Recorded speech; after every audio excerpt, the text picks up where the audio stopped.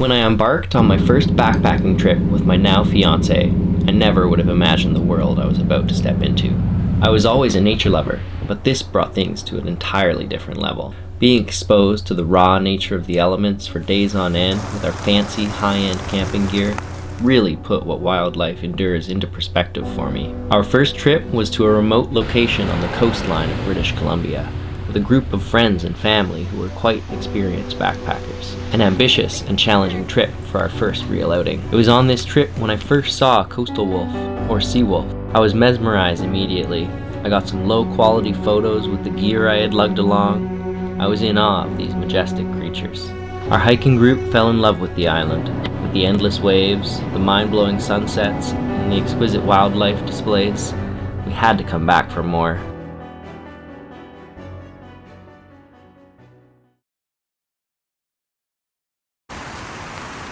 Another 3K to where we would camp, but it's this 2.6 meter. There's no Thursday extraction.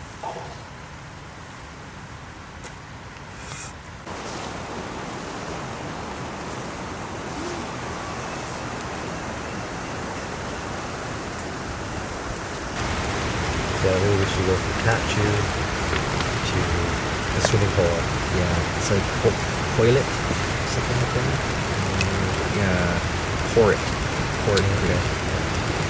Pretty good water there. It's mushroom plant. On this particular trip in March, we were the first hikers of the year to be flown in. We endured challenging conditions of high winds, unmanicured trails, and severe rainfall. Some of the trails had been entirely washed out, and at certain points we were left to route find and bushwhack our way through the dense undergrowth. Although the going was hard and there were some minor injuries along the way, this was a special trip.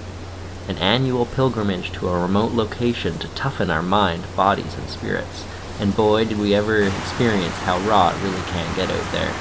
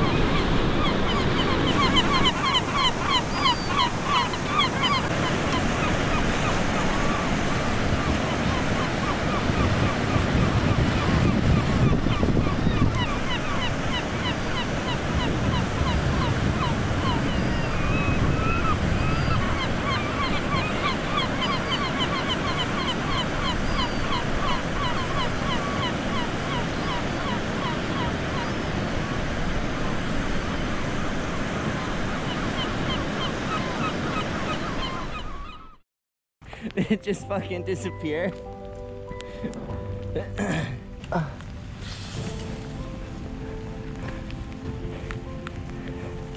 On this trip, my goal was to film our adventure and to gather some footage and photographs of the elusive coastal wolf, Aaron? as well as soaking up the beauty of this remote location. Oh, nice, buddy. Yeah. Nice. Nice. As we decided to go in March, this posed a technical challenge for me. The overcast skies blended together and provided little to no sunlight for my solar panels.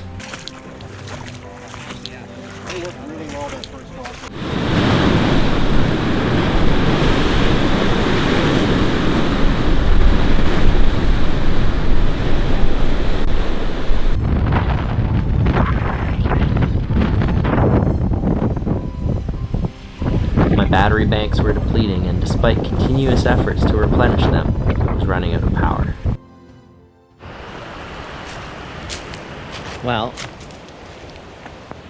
that's not promising for power. Don't want to soak my pants either. I'm hoping it's going to clear up soon. We decided to seek shelter on a nearby logging road rather than sit exposed on the beach for another night.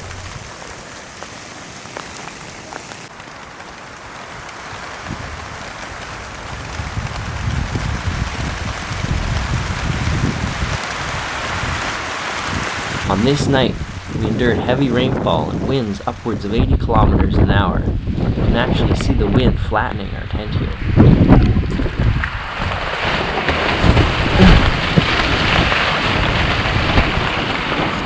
We sat in our tents, getting little sleep through the night. Our tent was getting throttled by the wind, continuously bending over and striking my sleeping bag and waking me up. We listened as the wind howled through the wind tunnel the logging road had created, while also hearing wind that sounded like a jet above us.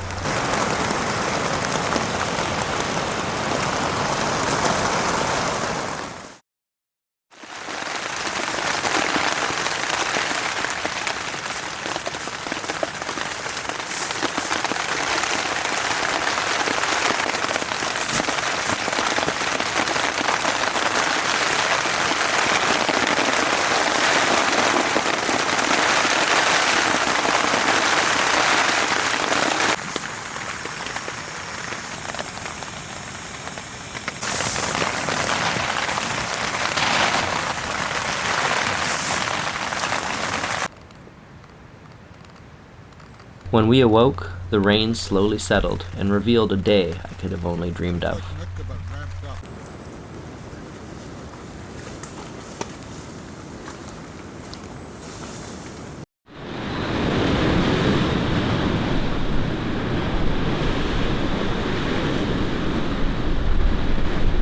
The coastal wolves that we encounter on these trips are endemic to coastal British Columbia and are genetically distinct from their inland cousin, the grey wolf.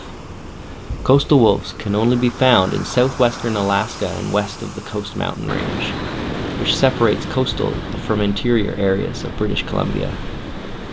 In BC, this includes the Great Bear Rainforest, the many islands and archipelagos in the Salish Sea, including Vancouver Island, and along British Columbia's coast. Roaming, swimming, and foraging along the coastline, up to 90% of their diet comes from what the sea can provide, be that salmon, clams, barnacles, or even washed-up whales. For the coastal wolves, this was just an average day. They endure the challenges of nature all year round. Coastal wolves pose a unique challenge to photograph. These creatures are both elusive and shy. I consider myself very fortunate to have had a handful of experiences observing them in their natural habitat. One must be very mindful when photographing wildlife.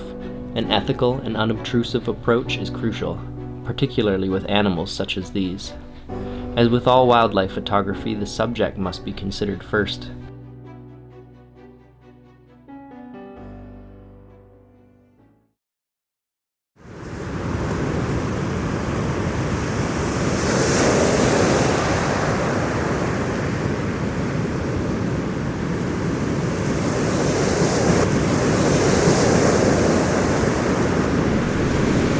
Wolves have acute senses and will react to anything that is novel in their environment. Because of their curious nature, they are prone to becoming habituated, which in turn may increase their risk of being killed by a hunter or conservation officer. This interaction took place while hiking a remote coastal beach. I noted the wolf meandering in my direction from quite a distance, so I hunkered down behind a collection of rocks and waited. It is nearly impossible to fool these animals. My hiding spot was quickly discovered.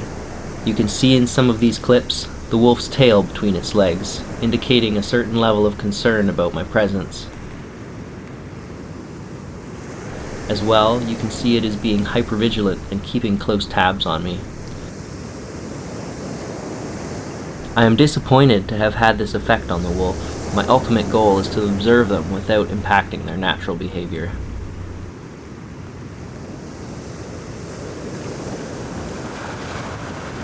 Although the excitement after dedicating a significant amount of time researching and spending time in the field looking for your subject can cause you to become very excited when you're in your subject's presence, the animal must always be considered first and foremost.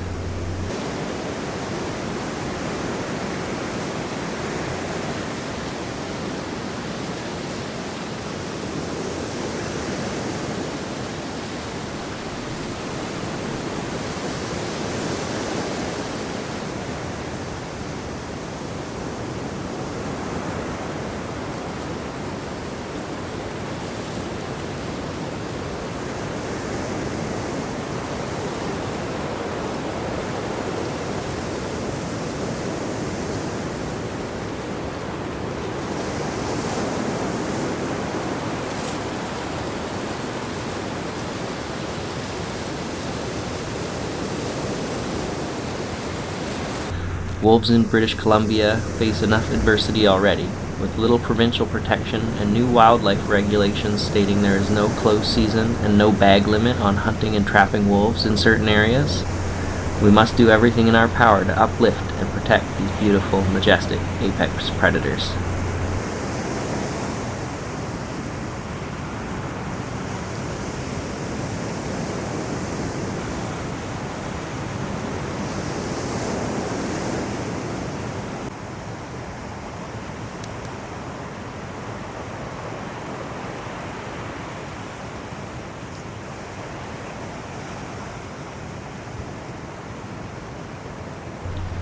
I spent a brief time photographing and filming the animal before leaving to allow it to forage the intertidal area in peace.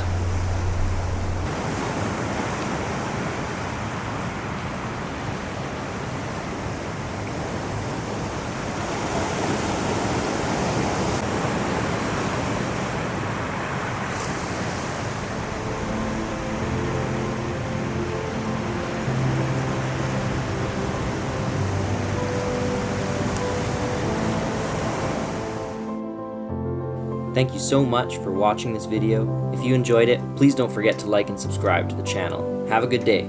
See you folks in the field.